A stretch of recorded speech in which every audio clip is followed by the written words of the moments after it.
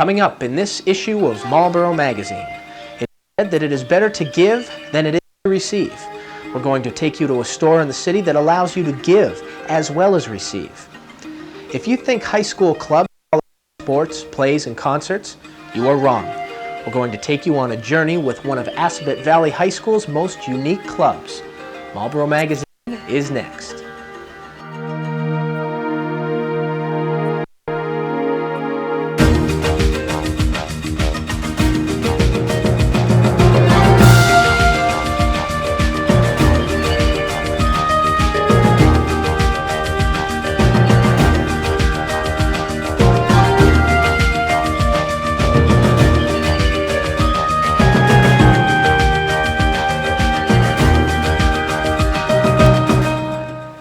Hello, and welcome to our latest issue of Marlborough Magazine. I'm Susan Loffer.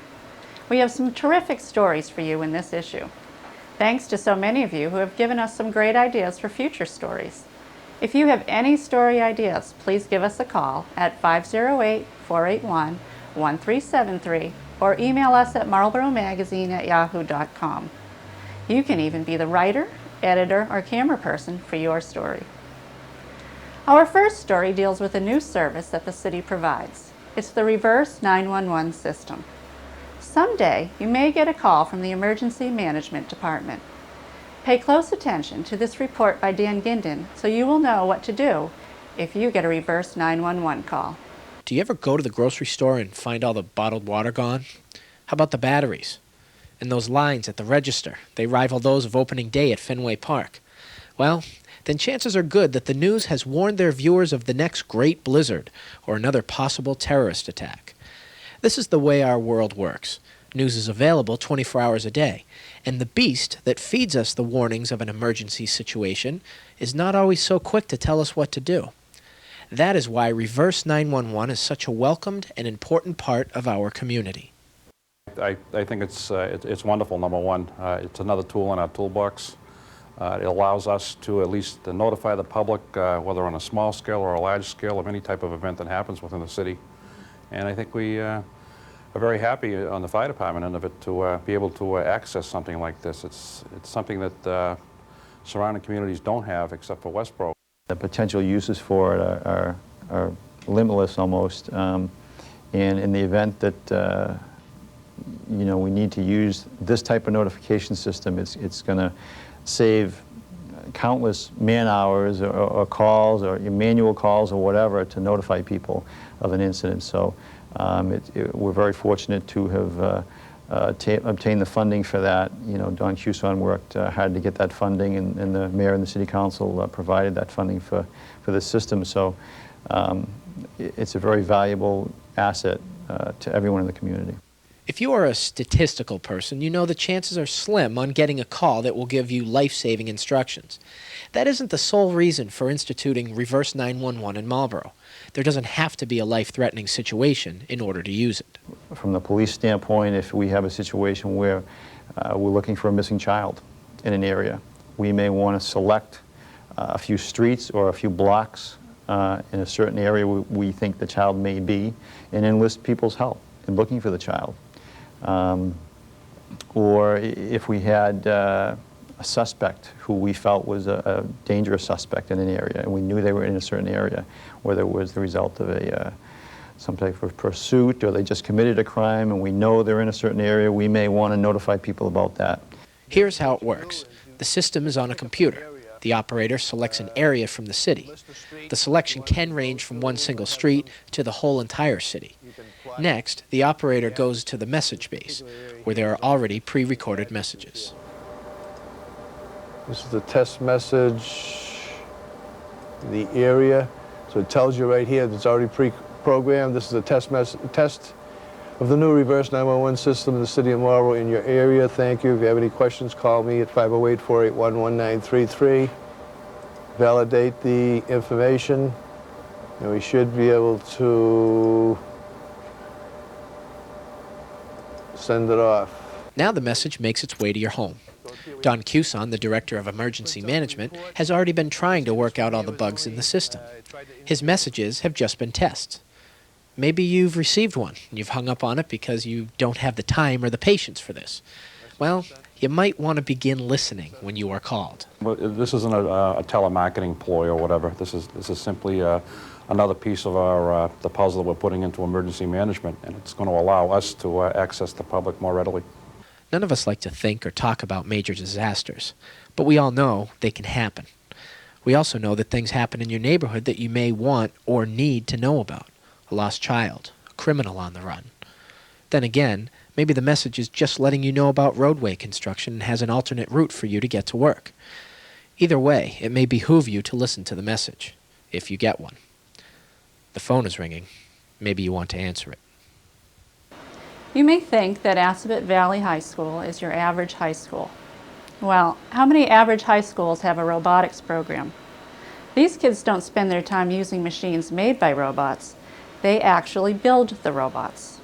A common misconception is that today's teenagers spend all their time after school glued to the TV, wired to the internet, or playing hours of video games. Not the students of Assabet Valley's first robotics program. They've been busy designing their future. FIRST is an acronym for Inspiration and Recognition of Science and Technology.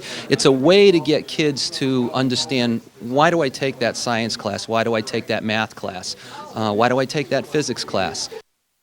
Each year we have a program, a place in New Hampshire called FIRST, that they present to us a game.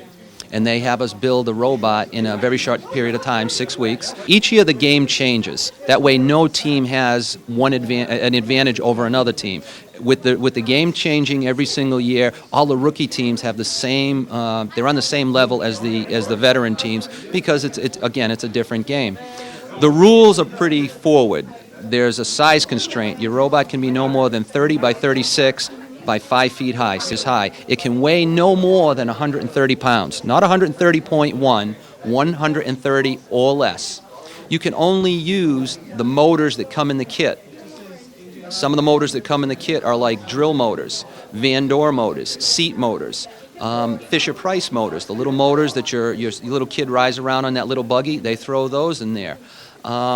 We have some Chippewa motors. We have some motors that are actually used, they're all 12 volt. They're actually used to shift some of the trucks, the larger trucks, into 2-wheel and 4-wheel drive. Every team has the same set of rules.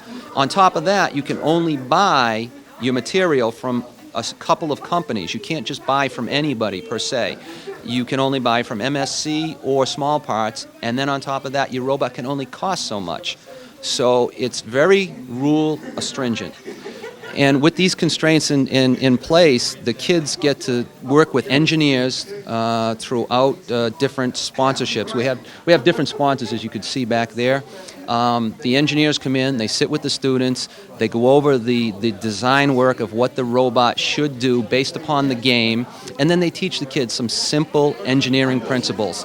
You know, again, why do I take that physics class? Why do I take that science class? Why do I take that math class? It's a lot easier to show them where it's applied or how it's applied versus just to show them formulas on a piece of paper. When you show them where it's used, then they understand it better. This is a real world situation. You have a limited time frame, you have a limited constraint, you have a limited budget, and you gotta produce. If you don't produce, you don't compete. Well, in the real world, if you don't produce, you don't have a product, you don't stay in the market, you go out of business, you lose your job. This is a way, and the students don't realize it, but this is a way to actually show them a real world situation. This is the way it is out there, and they won't realize it now, but they'll realize it in a few years when they're out in the workforce. We do have a lot of students that come back to help mentor that they say the exact same thing. I never realized. Well, of course not. They're students. They're learning. I've been involved with this project now for 7 years, and the reason I keep coming back to this project is it's just so rewarding for all the kids because they learn a lot. Before I started the project, I wasn't doing that great in school, and after I did the project, I ended up with honors, and I took calculus my senior year, and I never probably would have thought of doing that my freshman year when I came into the school. So it's just kind of amazing what this project does for all these kids because it just teaches you things you never even thought you could learn. English teacher Mrs. Green has been here since the beginning. Initially, we had a school in Framingham that helped us, and we had one sponsor. Today, we're on our own with, 30 sponsors, and we've got more and more kids involved every year. This year, we've got 8 freshmen that have been in the program, 8 sophomores that are new to the program this year. Each year, they just keep coming in better and better and better as far as interest and ability. And these kids, you just can't get them to quit. It's a good inspiration because it shows you what engineering's all about. I'm actually going to college for mechanical engineering now, which is something that I never thought of when I first came to Assabet, but it has led me into that, and it's actually a good feeling.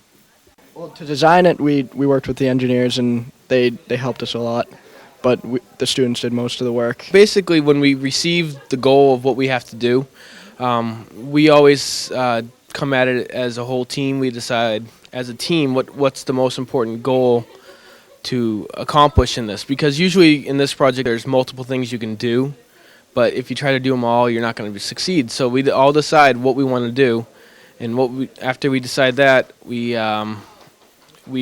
break into groups, and each group is responsible for a part. Like this year there was a plow, there was an arm, which actually the arm got divided up into 3 subdivisions because there was so much to it, because we wanted to have free motion so it could have 360 degrees everywhere.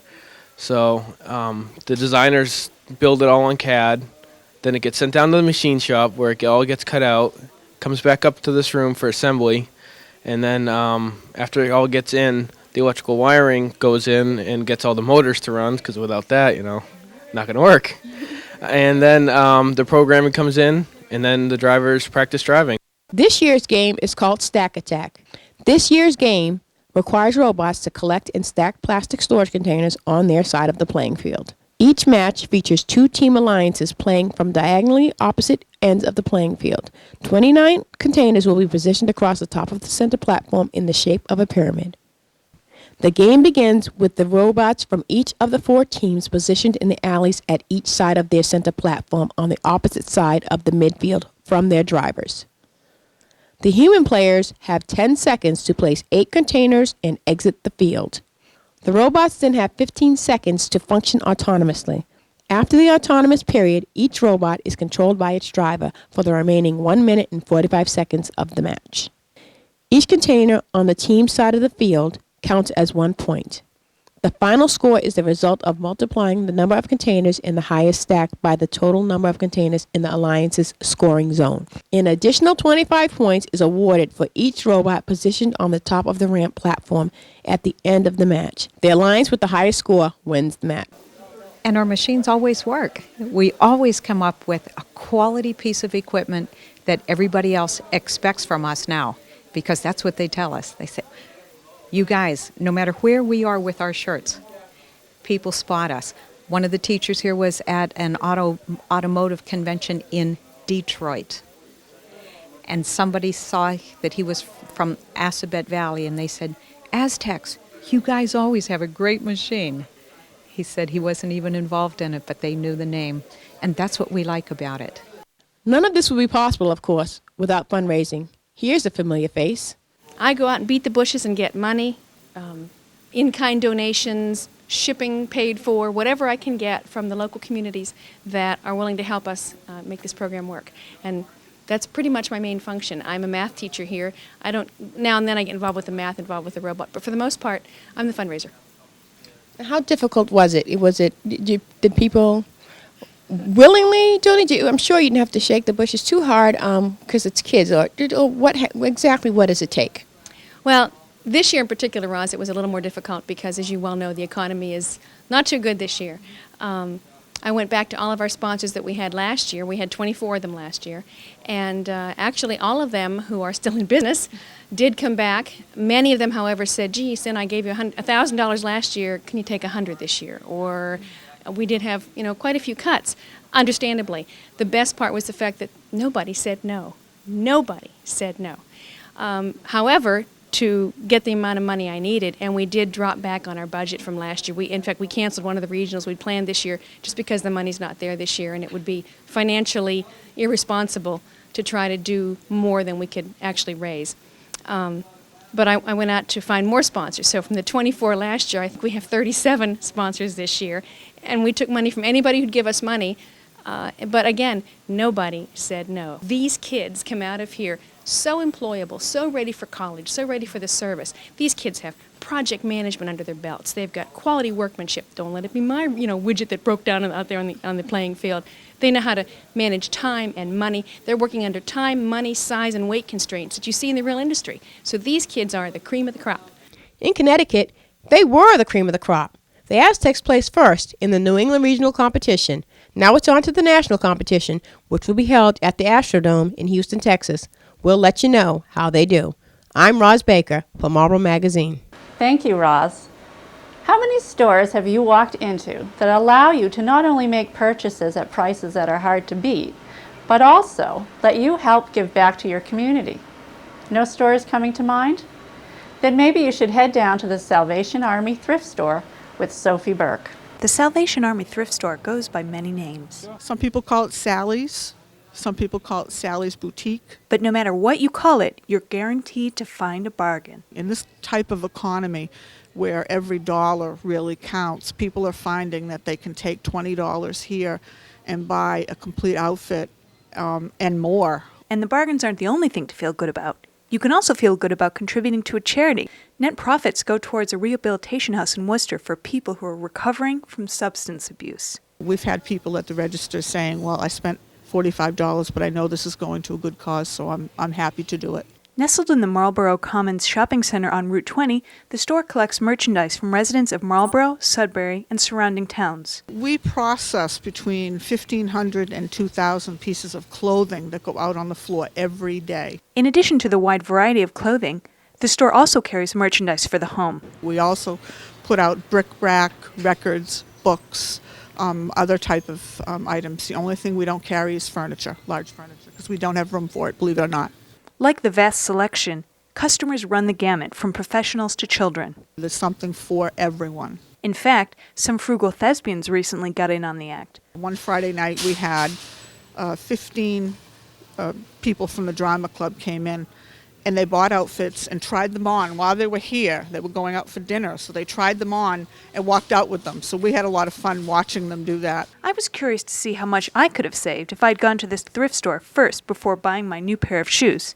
So I asked Linda what my shoes would go for. You've got these leather tie-up shoes, Clark's. So if I was going to donate these, basically, where do you think that they would fall? Do you have any idea? Probably about $3.25. Oh my God. High end of the scale. Wow. Oh my God. I could have saved a lot of money if I had come here first. Linda didn't have to work hard to convince me. The store's goal is to price the merchandise so it's affordable to everyone. Anybody that wants to buy can buy here. When the merchandise first comes in, it's tagged with a color denoting the week of its arrival. Next week's donations are tagged with a different color, and so on until the 5th week. After 5 weeks, all the merchandise that came in the first week are sent to a Salvation Army warehouse in Worcester, where they are then redistributed both nationally and internationally. This way, the store has a continuous flow of merchandise. And throughout the week, the store has specials. On Wednesday, we have what we call a Senior Citizen Day for our seniors in the area. They get 50% off of every color except for the incoming color. Thursday and Friday, we have specials for all the regular customers. We have one color which is 50% off the ticket and one color which is 75% off. But bargains aren't the only thing the Salvation Thrift Store has to offer. Donating merchandise is also a great way to help others while helping yourself. You can clean out your closet and get a tax break at the same time. We give them a tax receipt that just basically states that we received it, but we also give them a list of generally what they can price the items at for their taxes so that they'll have an idea of, on a used piece of clothing, what they should take as a write-off. To contribute items to the store, all you have to do is drive your goods around the back of the store and ring the bell. A warehouse processor will come out and help you bring in your donations. If you bring your goods by when the store is closed, you can leave your donations in these bins. And if you're unable to bring your items to the store, the Salvation Army has a pickup service. You just call this number, and they'll come to your house. So if you're looking for a bargain, or just looking to get rid of old stuff, remember the Salvation Army. It's helping people who are trying to get a start on a new start on life. You're giving something to someone in a time in this kind of economy where there are a lot of needy people out there who really do need our help. I'm Sophie Burke with Marlborough Magazine. Great job, Sophie. You'd be hard-pressed to find a person that doesn't like to watch a good movie every once in a while. With DVD players and our now aging VCRs, it's as simple as going down to your local video store and renting one. At home, you can fast forward, rewind, or pause the movie while you watch it. Well, remember how lucky you are to have those options at home, because if you ever worked in a movie theater, you'd find out that it's never that simple. Here again is Dan Ginden. One of everybody's favorite pastimes, going to the movies. Get your large popcorn, get a nice drink, sit down, get ready to watch the movie. Before the movie begins, you start to look around the theater. You always look up there, you see those windows up there. You always want to know who's behind there and what are they doing. Well, we're going to show you. You might be surprised to find out that it's not a 4x4 room. And this isn't exactly your 8th grade science teacher's projector either. What we have here is slightly more complicated than throwing a DVD disc into your player at home. It's a lot more to it than that when you go to see a movie theater, because we are running the actual 35mm film. A lot of places have not gone digital yet, so it still runs off of film. A lot of people don't realize you can't rewind a film once it's started. If there are problems with it, yeah, there usually is a very messy problem with it, yes. Mike Chapdelaine has been editing film and running the projectors at Hoyt's in the Solomon Pond Mall for 3.5 years. However, before he gets to playing the movie, Mike needs to put trailers and commercials on the film. They'll pretty much come in a can like this. And this is what they look like when they come in. This is your average film reel. To basically put the film together, each individual reel, every Thursday for when films run on the next Friday. And on any given Thursday, we get possibly 5 to 6 films that we have to put together during the day. We have to make up a reel of trailers and ads that go on every print. This is called a rewind table. You have your basically empty film reel, which you would make the ads up on. Your average trailer is about this big. This is about 2 minutes of film. And what you do is you'd find out, each one comes in telling you what the film is, which end it is. This is the tail of the head. There's 2 different sides of the film. You put it in the splicer, cut off the section that has all the words on it.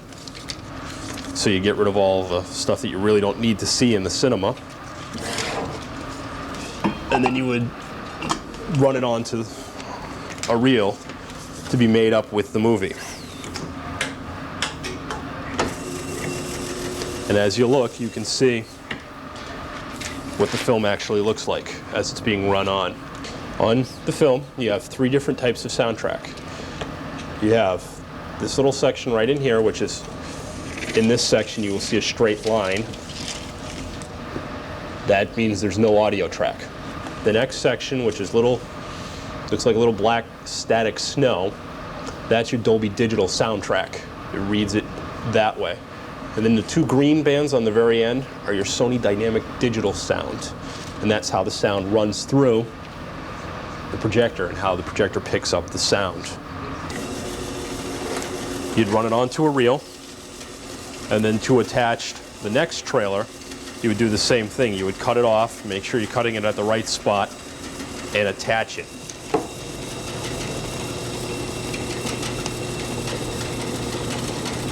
So you'd splice it off, all the stuff that you don't need again. You'd come and you'd find stuff that you don't need at the front, trim it off. That's all garbage. And you take it and you would match the soundtracks up so you make sure the film's going together correctly.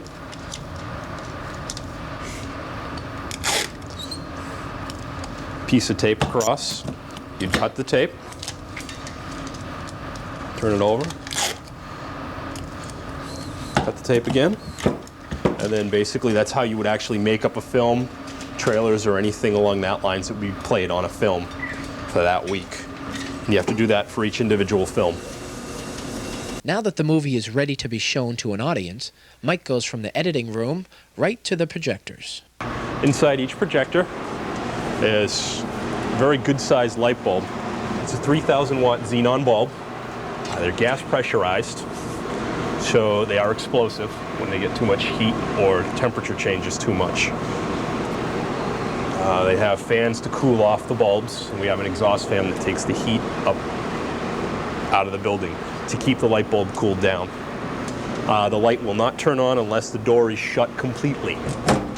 What we got here is, I'll give you a quick rundown. This is called a payout head. It actually helps feed the film off the platter through the projector. So it drops in. Then you have the ring that you pull out, and this goes up onto the platter that you're going to be running it onto. Okay. Then you feed the film through the payout head, and as it gets pulled through, you're allowed to the film feed through. You lace it up through the pulleys on the platter to feed it up in the right direction towards the projector. This goes over and around the projector. Down.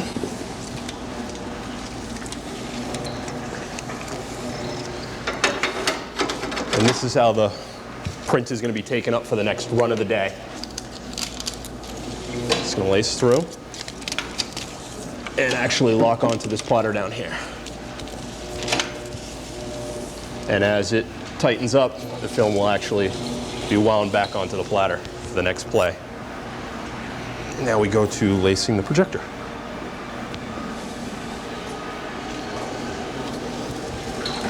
What we got here is we're running the film through the gate.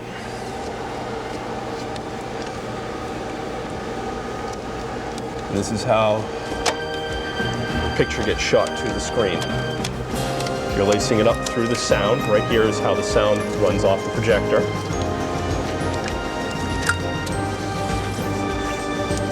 And this is how the take-up runs.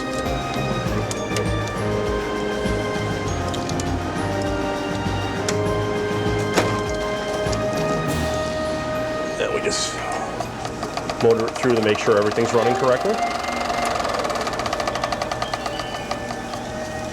And we just hit the start button. So, next time you go to the movies and you look up at the projection window, you won't have to wonder, how do they do that? I'm Dan Ginden from Marlborough Magazine. Good job, Dan. You better get out of there before you break something. Once again, we want to remind you that if you want to get involved in the show in any way, feel free to give us a call at 508-481-1373. You can ask for Dan or Mike, or you can email us at marlboroughmagazine@yahoo.com. You can become an editor, camera person, writer, or you can be standing right here. Just let us know that you're interested. That's going to do it for this issue of Marlborough Magazine. I'm Susan Laufer. Thanks for watching.